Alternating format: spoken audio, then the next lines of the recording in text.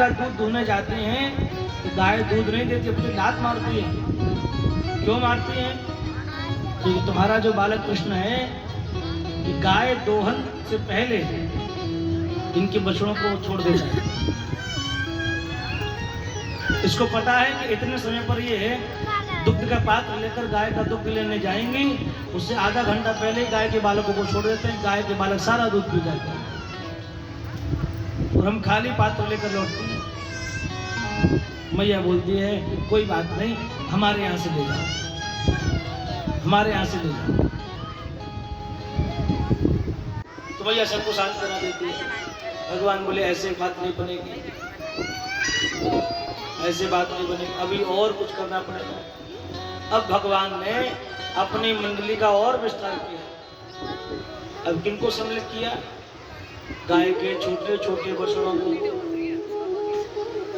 गाय के छोटे छोटे बछड़ों को सम्मिलित किया। क्यों किया? क्योंकि अब जो सामान्य गोपियां हैं वो अपने मटकों को रस्सी की उसमें बांध के यंत्र बनाकर उसको छीका बोलते हैं, उसको टांग देती है।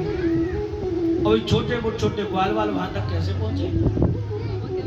तो किसी बछड़े को खड़ा करके उस पर चढ़कर फिर मटकी तक पहुंच जाते हैं। बछड़ों को भी खिलाते हैं माखन। एक गोपियां भी चतुराई करने लगी। गोपियों ने देखा कि बछड़े भी इनके कहने में आते हैं, बछड़ों को साथ लेकर बछड़ों पर चढ़कर ये मटकी पकड़ लेते हैं। अब थोड़ा और ऊंचा कर दिया, बछड़े के ऊपर चढ़कर भी ना पहुंचा जाए वहां तक, तब क्या करें?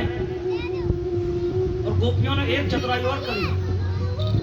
एक मटके में माखन रखती थी, 4 मटके वैसे ही लटका देती, इसलिए भ्रमित हो जाए, पता ही नहीं लगे किस मटके में माखन है। भगवान जान गए कि हमारे साथ चतुराई करी जा रही है, हमें धोखा देने के लिए। तो भगवान ने और युक्ति अपनाई, मंडली का और विस्तार किया। अब किसको सम्मिलित किया? बंदरों को। बंदरों को तुम्हारे वहां तक पहुंचने में कोई कठिनाई नहीं।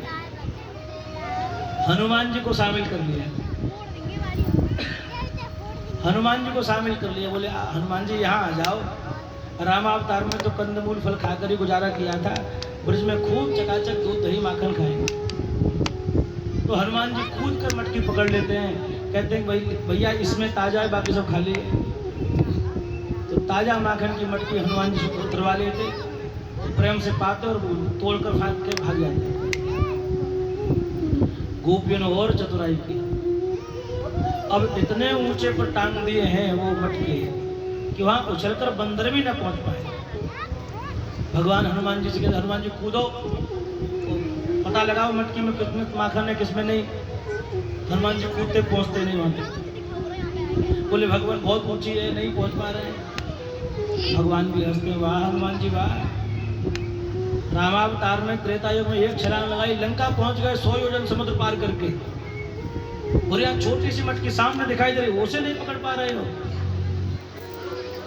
तो हनुमान जी मुस्कुराकर कहते हैं सर्वांतर्यामी भगवान, आपको भी पता है किस मटकी में माखन है, लेकिन आप भी आनंद ले रहे हो। तो हम भी आनंद ले रहे हैं, हम भी आनंद ले रहे हैं। तो कोई बात नहीं। तो भगवान ने युक्ति अपनाई। जो बड़े बड़े जो शरीर का जिनका ज्यादा विकास हो चुका था उनको नीचे एक गोलाकार में खड़ा किया। उनसे थोड़े कम उम्र के थे उनको ऊपर खड़ा किया। ऐसे करके बारी बारी से सबको खड़ा करके फिर भगवान सब पर जाकर मटकी पकड़ लेते और खाकर मटकी तोड़कर फेंकते भाग जाते।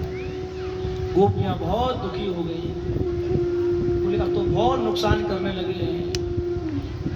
छोटे छोटे बालकों को परेशान करते हैं। कोई मटकी भर के आ रही है यमुना जल की लेकर, रास्ते में ये उधर से आ रही है इधर से जा रहे हैं, तो वो तुम्हारा उसके पैर में पैर अड़ा दें तो सारी मटकी रास्ते में टूटकर गिर जाए। वो पैर में ना अड़ाए, वो इनको बचाकर निकल जाए, तो पीछे से खड़े होकर ऐसा कंकड़ मारते हैं कि सारी मटकी का जल उसी ऊपर तुम्हारा उसका अभिषेक हो जाता है।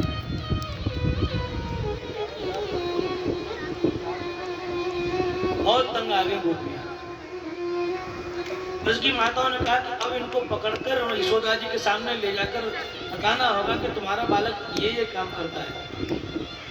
यशोदा जी विश्वास करती नहीं है। एक दिन गोपियों ने अपना दिमाग चलाया, एक मटकी में ताजा माखन भर के उसमें घंटियां बांध दी। घंटियां बांध दी। बोले आएंगे, मटकी पकड़ेंगे, घंटियां बजेंगी और हम पकड़ लेंगे। और मटकी भी बहुत ऊंचे पर बांधी। तो भगवान आए, घंटियां बंधी हैं, समझ गए आज पकड़ने का पूरा प्रोग्राम बना रखा है, पूरी योजना है पकड़ने की। तो भगवान पहुंच गए मटकी तक और मटकी पकड़कर घंटी से बोले, घंटी मेरी बात सुन ध्यान से, तुम्हारा हमारा तुम्हारा जन्म जन्म का साथ है, जन्म जन्मांतर अवतार अवतार का साथ है। आप जब बजती हो तो हम जगते हैं, आप जब बजती हो तो हम भोग लगाते हैं, आप जब बजती हो तो हम स्नान करते हैं, आप जब बजती हो तो हम सोते हैं। तो सारा उठना बैठना खाना पवाना आपके कारण होता है।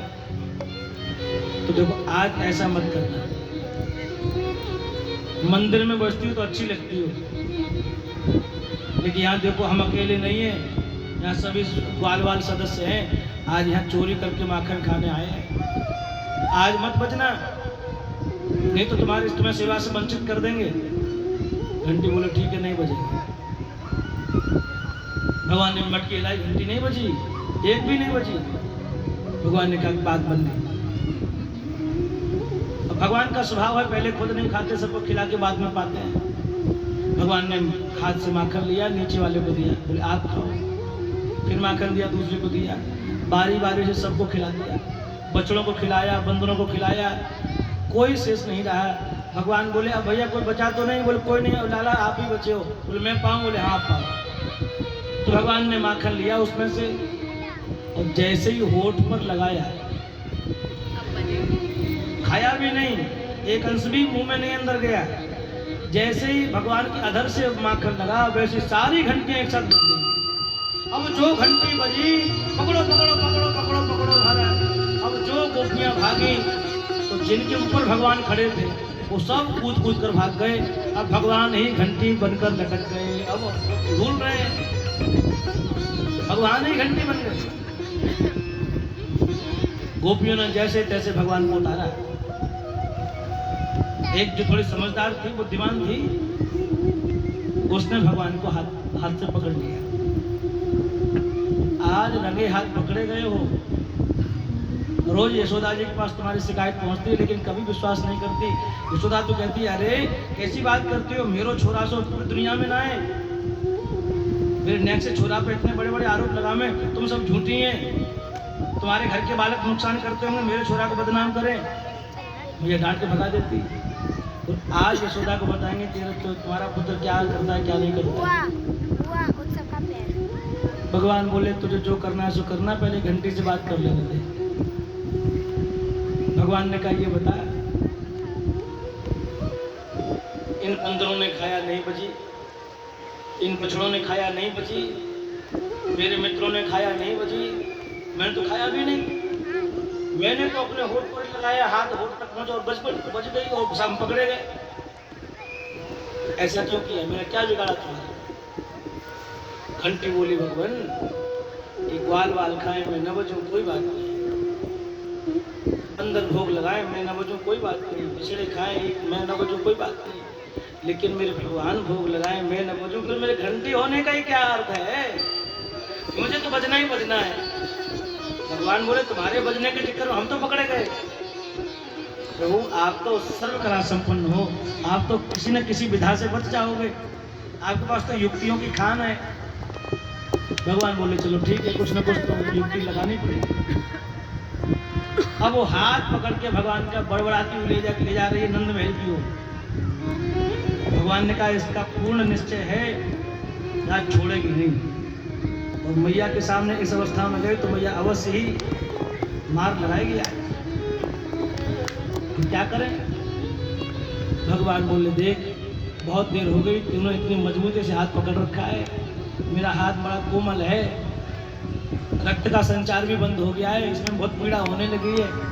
एक काम कर तू दूसरा हाथ पकड़ ले, इस हाथ को छोड़ दे। तो वो भी कम चालाक नहीं थी, कह रही थी पहले दूसरा हाथ दे तब छोड़ूंगी। भगवान को बस इतना ही समय चाहिए था। संयोग की बात देखो कि भगवान की मंडली में उसका बेटा भी था, भगवान पकड़ गए तो सब पीछे पीछे आ रहे हैं। ये घूंघट करके जा रही है रास्ते में। भगवान ने इशारे से इसी के बेटे को बुलाया, बोले जरा आज मेरा काम बना दो, मैं अपने मैया के हाथ का सुंदर माखन पेट भर के खिलाऊंगा। भगवान के मित्र हैं, मित्र मित्र की बात मानते हैं। तो जो दूसरा हाथ भगवान ने दिया वो अपना नहीं, इसी के बेटे का हाथ दे दिया, इसी के बेटे का हाथ दे दिया। अब ये बड़बड़ाती हुई जा रही, चल जा रही, तो मैया को बताऊंगी, पिटाई लगवाऊंगा। अब भगवान गली से होते घूमते, मैया मैया मोको बड़ी भूख लगी है, मोको माखन रोटी दे दे। मैया बोली दारी के सवेरे थे तेरे पैरों देख रही हूँ, कहाँ डोल रहे हो, कहाँ खेल रहे हो, अब आयो है, ले जल्दी तक कछु पाए ले। तो मैया ने माखन रोटी दे दी, भगवान पानी लगे। अब ये इधर दरवाजे पे आकर चिल्लाने लगी, अरे जसोदा महारानी सेठानी बड़ी जीवन ने हाके बड़ी बड़ी बात ने करे कि मेरो जैसा छोरा काऊ को ना है, दुनिया में कोई वैसा बालक ना है। ने दरवाजे खोलियो, देख तेरा छोरा कहा करे, आज पकड़ के लाई हूँ, आज तेरे छोरा को रंगे हाथ में पकड़ के लाई हूँ। मैया कह रही हे भगवान, इन्हें कहा है गयो है, मेरो छोरा घर में माखन रोटी खा रहे हो, जे कौन से कन्हैया पकड़ लाई है, अब कौन सा कन्हैया आयो है। मैया ने दरवाजा खोला तो अपने ही बेटे का हाथ पकड़े, अपने ही बेटे का हाथ पकड़े हुए। मैया बोली, अरे यहाँ कोई बड़ो बूढ़ो ना है, तू अपने घूंघट हटाए, देख तो सही तेरो कन्हैया है कि मेरो कन्हैया है। मैया उसने देखा तो उसी का बेटा था, एक थप्पड़ दिया उसमें, तू कहाँ से आ गया, पकड़ा तो मैंने इसको था। अब उसको समझ में आया जो दूसरा हाथ दिया था वो उसका था। अब बेचारी क्या बोले। मैया ने खूब डांट लगाई, बोले तुम्हारे घर में नुकसान तुम्हारे बालक करें और बदनाम झूठा नाम मेरे पुत्र का लगाते हो, जाओ यहाँ से भागो। अब बेचारी निरुत्तर हो गई, चली आई। उधर ठाकुर जी बोले, मैया मैया दाऊ नहीं आया है, बहुत देर से खेल रहा है यमुना किनारे, मैं आपको बुला लाऊं, तो यहाँ बुला ला। तो ठाकुर जी घूम के उसके सामने आ गए गोपी जी, तो देख ले मैं दो कहीं मत पकड़ के ले जा, छोड़ दे, नहीं मानी बात। अब की बार नहीं मानी तेरे छोरा को हाथ दियो है, अगली बार तेने अगर ना माने और वो मैं पकड़ो तो छोरा को नहीं पर तेरे श्रीमान जी को हाथ दे दूंगा। तो लेके डोलती रहो पूरे गांव में, फिर लेके डोलती रही। ऐसी ऐसी लीलाएं करते हैं।